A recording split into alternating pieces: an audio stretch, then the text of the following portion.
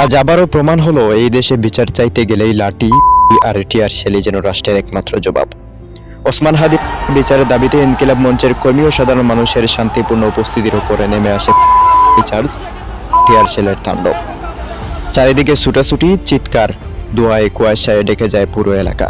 কিন্তু এই ভয়ঙ্কর দৃশ্যের মাঝেই একটি মুহূর্ত যা হাজারো শব্দের চেয়েও বেশি কিছু বলে দেয়।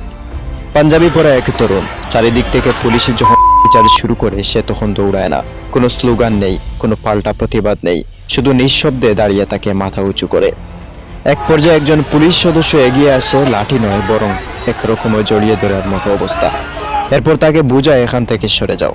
এই দৃশ্য চোখে পানি না এনে পারে না, কারণ এই তরুণের বিশ্বাস যে বুক পেতে দিতে পারে বন্দুক কিংবা স্নাইপারের গুলির সামনে, তার কাছে লাঠির ভয় তুচ্ছ। এই বিশ্বাস কোনো উগ্রতা নয়, এটা ইনসাফের প্রতি অটল আস্থা।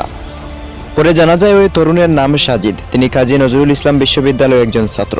কোনো অস্ত্র ছিল না তার হাতে, ছিল না কোনো সহিংস্র আহ্বান, ছিল শুধু ন্যায়ের দাবি আর অন্যায়ের সামনে নত না হওয়ার সাহস। আজ লাঠি চলছে, আজ গুলি চলছে, আজ টিয়ার শেল ছোড়া হয়েছে, কিন্তু ইতিহাস সাক্ষী লাঠি দিয়ে কখনো সত্যকে থামানো যায় না। এই দেশে ইনসাফ কায়েম হবেই ইনশাআল্লাহ।